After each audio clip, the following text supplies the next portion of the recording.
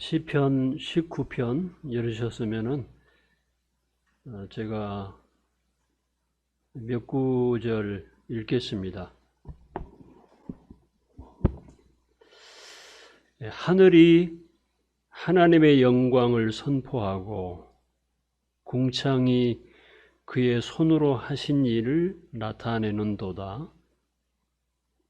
날은 날에게 말하고 밤은 밤에게 지식을 전하니 언어도 없고 말씀도 없으며 들리는 소리도 없으나 그의 소리가 온 땅에 통하고 그의 말씀이 세상 끝까지 이르도다. 하나님의 해를 위하여 하늘의 장막을 베푸셨도다. 해는 그의 신방에서 나오는 신랑과 같고 그의 길을 달리기 기뻐하는 장사 같아서 하늘 이 끝에서 나와서 하늘 저 끝까지 운행하며 그의 열기에서 피할 자가 없도다. 7절 여호와의 율법은 완전하여 영혼을 소생시키며 여호와의 증거는 확실하여 우둔한 자를 지혜롭게 하며 여호와의 교훈은 정직하여 마음을 기쁘게 하고 여호와의 계명은 순결하여 눈을 밝게 하시도다.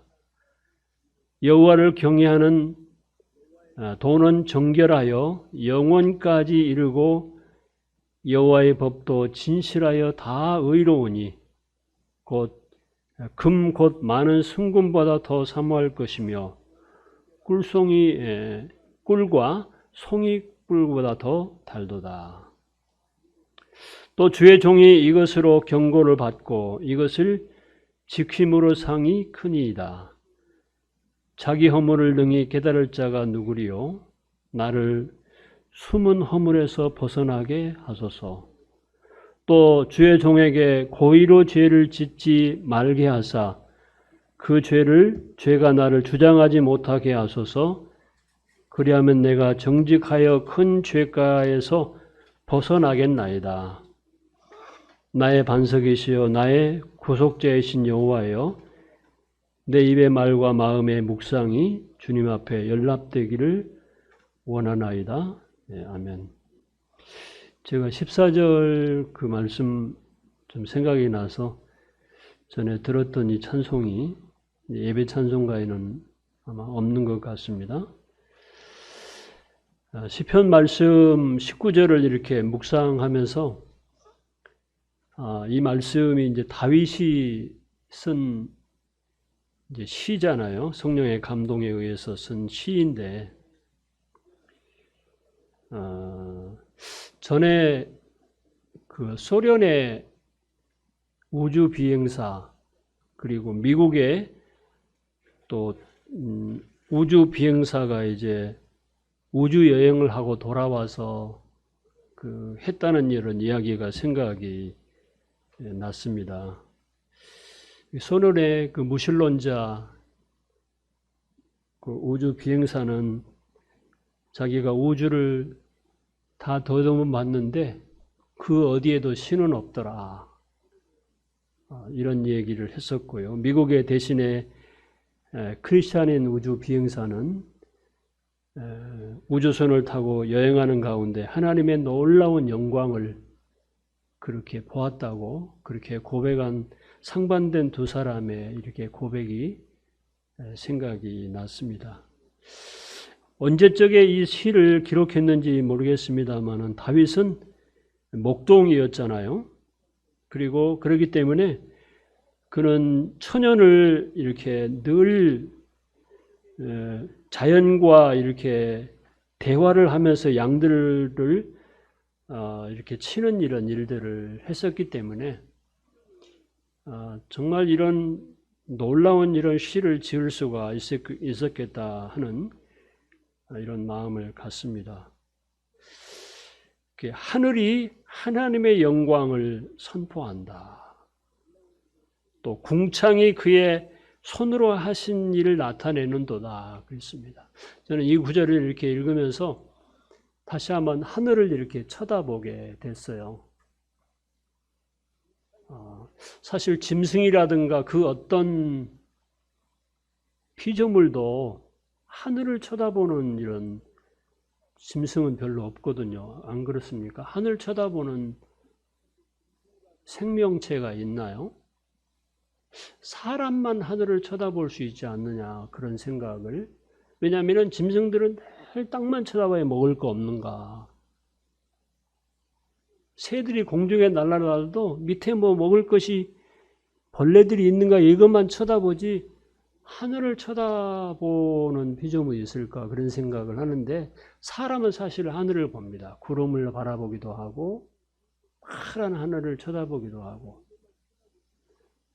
또 보통 하늘을 보잖아요. 오늘 미세먼지가 많이 참 공기가 나쁘다 뭐 이런 생각도 하게 되고요.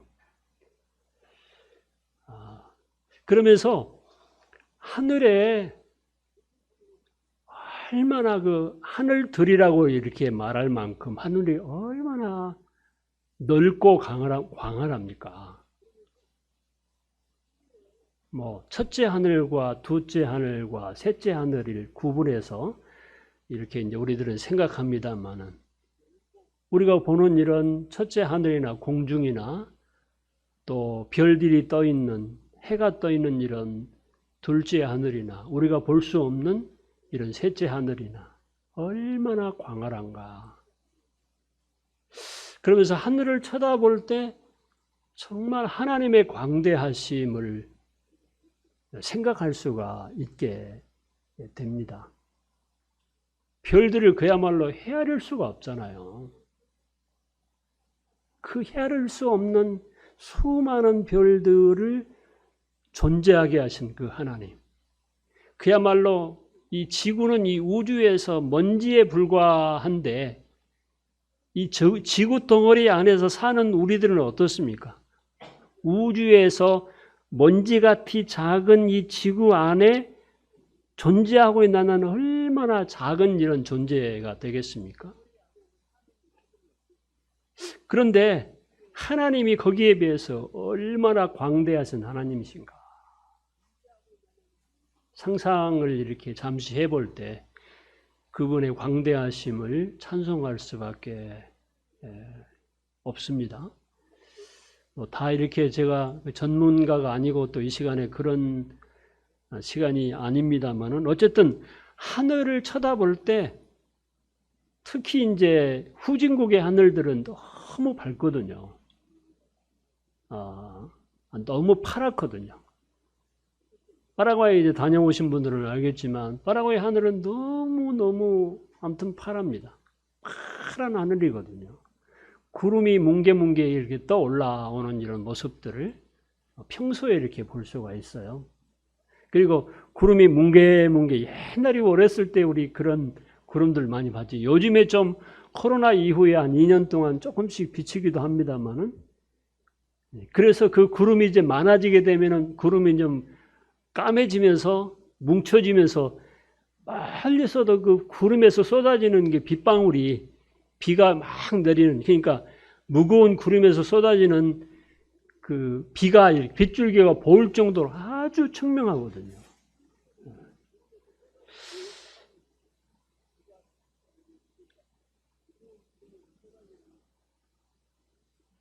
그리고 이제 이 말씀 보면서 관주로 제가 예레미야서 31장을 봤는데 한번 열어보실랍니까? 예레미야서 31장.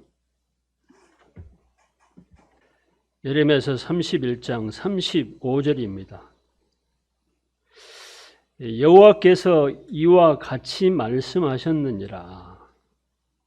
그는 해를 낮의 빛으로 주셨고 또 달과 별들을 밤의 빛으로 정하셨고 그랬습니다. 지금 이제 저녁인데요. 낮에 해를 낮에 빛으로 주셨다고 그랬거든요. 이 해가 얼마나 밝습니까? 상상해 보신 적이 있나요? 우리가 활동하는 낮의 빛으로 하나님께서 해를 빛으로 주셨는데 우리가 실제로 활동하는데 정말 딱 알맞는 그 아주 밝은, 너무 거기서 밝아버려도 광채가 나서 눈이 부셔가지고 생활할 수가 없잖아요. 근데 그 빛의 광채라고 그럽니까? 얼마나 아주 알맞게, 그러니까 조금 열대지방에 가면은 어딥니까? 해변이라든가 가면은 좀 눈부셔서 선글라스를 써야 되는데 평소에 그렇지 않은 일반적으로 이렇게 뭐 다른 것들 나무들이 이렇게 흡수하고 빛을, 그래서 아주 우리들이 생활하는데 불편함이 없을 정도로 이렇게 밝거든요. 낮에 이 말씀을 보면서 낮에 해를 낮에 빛으로 주신 하나님을 정말 마음으로 찬송하는 이런 마음이 들더라고요. 이야, 놀랍구나. 그리고요, 밤에는 어떻습니까? 이 지구가 돌든지 태양이 어떤 자전하든지 공전하든지 해서 지구 반대편으로 이렇게 해가 가잖아요. 우리가 생각할 때 그냥 해가 저쪽으로 가는데 밤이 되는 것이거든요. 지금 이처럼. 저쪽에 지금 파라과이 쪽에는 이제 아주 밝은 지금 이제 아침이 되겠습니다만은, 그런데 만약에 완전히 해가 돌아가 가지고 지구 반대편에가 있다고 한다면은 아주 캄캄해야 되거든요. 칠흑같이 정말 아무것도 안 보이게. 그런데 그렇지는 않거든요. 어떻게 해요? 태양빛을 받아가지고 뭐가요? 달이라든가 별들이 그 빛으로 인해서 또 아주 적당하게 밤에 어떻습니까?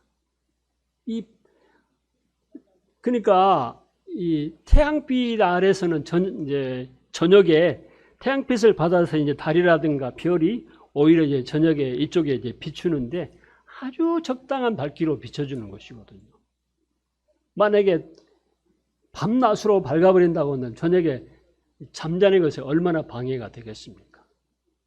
그러니까 이쪽으로 오면은 저쪽 사람들이 자고 저쪽으로 가게 되면은 이쪽 사람들이 이제 자잖아요. 그런데 아주 캄캄하지는 않다는 거예요.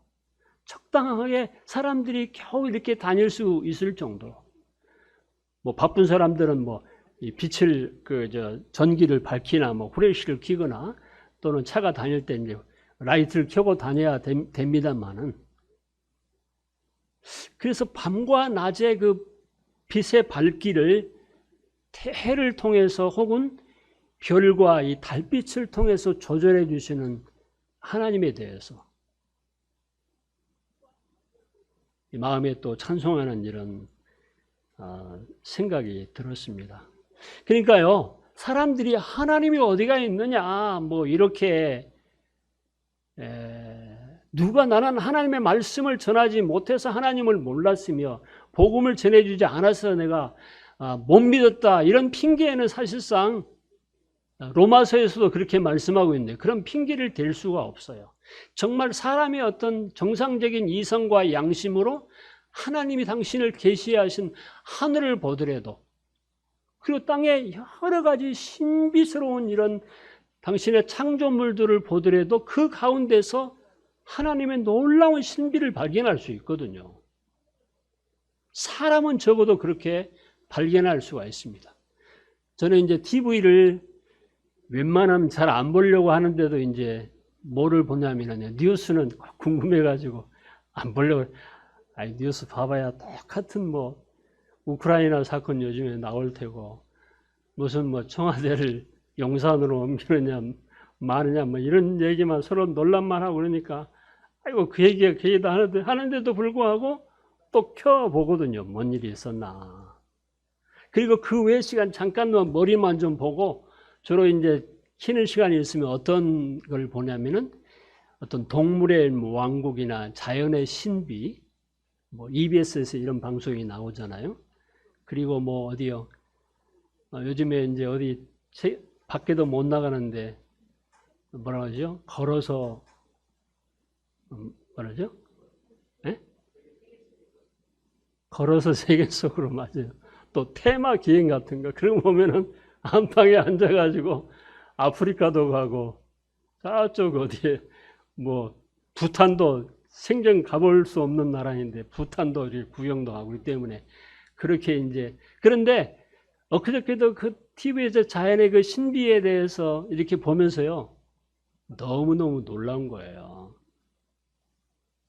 진딧물의 뭐 만약에 번식이라든가 그 동식물들의 곤충의 번식 이런 과정을 보면서도요 너무너무 놀라더라고요. 이 감탄이 돼요. 여러분들도 똑같은 이런 마음이겠습니다만 그러니까 불신자들은요 신기하게는 물론 보겠죠. 근데 우리 크리스천들은 그 가운데서 역사하신 그 섬세하신 섭리하신 하나님의 섭리에 감동이 되는 거예요. 너무 놀랍다. 어떻게 이렇게 수많은 생명체들이 이렇게 번식하면서 이렇게 참 살아가고 생존하는가. 그러니까 하나님은 이 천연을 통해서 당신을 놀랍게 그리고 분명하게 계시하신다고 하는 것입니다. 근데 그것을 감지하는 사람이 있는가 하면은 그것을 통해서 하나님을 볼 수 있는 사람이 있는가 하면은 못 보는 이런 소경들이 있다고 하는 거예요. 또 무덤도만 이렇게 보는 사람들이 있는가 하면은 그 속에서 하나님의 놀라운 섭리를 감동하고 찬양하고 예배하는 이런 마음을 가질 수도 있다고 하는 것입니다. 제가 전에 주일날도 수박 씨와 수박 그 떡잎과 수박의 줄기와 수박의 꽃과 또 수박의 열매가 초록색과 또 이렇게 선이 그어져 있고 그런데 그 안에 때가 되면은 빨갛게 익어가는 이런 수박 하나를 보더라도 제가 이제 나주 살았기 때문에 수박 재배를 저희 어머니 부모님들이 하셨거든요. 그 속에서도요 단지 그 수박 하나를 통해서도 하나님의 놀라운 섭리를 볼 수 있거든요. 옛날에는 제가 믿기 전에는 어렸을 때는 그걸 몰랐죠. 생각이 없었죠. 그냥 맛있기만 하고 시원하기만 하고 했는데 이런 생물 하나하나 속에서 하나님을 보게 된다고 하는 것입니다. 언제 우리가 하나님 말씀을 들었느냐? 들려주지도 않고 어떻게 믿을 수가 있느냐? 그런데 성경은 그렇게 말하고 있지 않습니다. 볼 수 있고 믿을 수 있고 그 하나님을 찬송하고 예배할 수 있다고 하는 거예요. 그래서 우리 크리스천들은 어떤 경우에든 식물이든 하늘이든 이런 곤충의 세계든 동물의 세계든 보면서 실제로 그 안에서 계시하신 하나님을 찾아볼 수가 있다고 하는 것입니다. 그것이 하나님의 우리 사람들에게 보이신 일반적인 계시라고 볼 수 있거든요. 또 시편 19편에 다시 한번 돌아가 볼까요?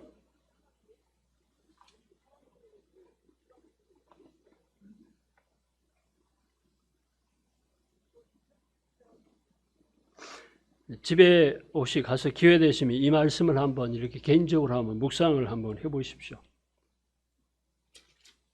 그 뒤에 보면은 7절부터 보면은 뭐가 나옵니까? 여호와의 율법을 이렇게 성경을 말씀해 주고 있거든요. 이 성경은 완전하다 그랬습니다. 그리고 성경은 확실하다. 또 성경은 정직하다. 성경은 순결하다. 정결하다. 또 진실하다. 순금보다도 더 사모할 것이고 꿀과 송이술보다 더 달다고 이렇게 말씀을 했는데요. 이 다윗이 이 성경에 대해서 이렇게 말씀해주고 성경을 이렇게 묘사한 것이거든요. 아니 여러분 구원받을 때요. 하나님을 이런 천연을 통해서 하나님을 볼 수 있습니다만은 성경을 통해서 뭘 볼 수 있습니까? 하나님을 볼 수 있습니다. 그렇지 않습니까? 성경을 통해서 하나님을 발견하고 성경을 통해서 구원의 진리를 발견하잖아요. 근데 아마 여러분들의 기억 속에요, 성경이 너무너무 달게 느껴질 때가 많지는 않았는지 모르겠습니다만 있었을 것입니다. 아마도. 시간 가는 줄 모르고 성경을 계속 읽고 묵상하고 감사하고 감동해서 뭐 이럴 때가 있었을 거예요. 저도 그럴 때가 있었습니다. 제 기억 속에요. 요즘에 그렇지 못한 것이 참 너무 아쉽고 왜 이런지 모르겠다라는 이런 생각을 해보기도 합니다만은 정말 성경을요 봐도 끝이 없는 밤을 새워가는, 어쩔 때는 이제 자다가 이렇게 아침에 일찍 일어나게 중간에 그냥 이렇게 일어나면 컴컴한데 왜 이렇게 빨리 눈이 떠졌나 이럴 때가 있거든요. 그럴 때 이제 하나님께서 말씀 보라고 이렇게 나를 깨우셨는 모양이다. 잠이 이제 안 들 때요. 깨어나가지고 잠이 잘 안 들 때가 있거든요. 근데 그럴 때 감사하는 마음으로 성경을 열어서 볼 때 그 새벽에 보는 이 하나님의 말씀은 더 놀랍습니다. 그러니까 억지로 그냥 봐야 되겠다라고 하는 그런 마음이 아니고, 이게 구원받기 전에야 그런 건 뭐 있을 수도 없는 일이었는데, 구원받고 나서는 그때도 달콤했지만은 그 후로도요 막 성경을 봐야 된다 그런 의무감에서가 아니고, 정말 말씀이 너무 꿀송이처럼 달아서 계속해서 말씀을 보고 묵상하고 또 기록하기도 하고, 또 이런 때가, 계시록 말씀도 얼마나 어려운 말씀입니까? 그런데 그 계시록도 너무 달콤할 때가 있었어요. 놀랍고. 그리고 막 모르겠으면은 막 주석을 뒤져봐서 막 보기도 하고. 그럴 때가 있었거든요. 민수기 말씀도 얼마나 사실은 조금 일반적으로 막 어려운 이런 말씀이거든요. 이런 말씀들도 성령이 우리를 도우시면 깨달아지면서 이 말씀이 너무 달콤한 이런 말씀이 되는 경우들이 있거든요. 우리 영적인 상태에 따라서 그렇게 달라질 수가 있는 것입니다. 30분인데 오늘 30분 나서는 사람이 없어서 제가 평소에 묵상한 이 말씀 잠시 나눴습니다. 19편 한번 읽어보십시오. 집에 가서 묵상해 보시고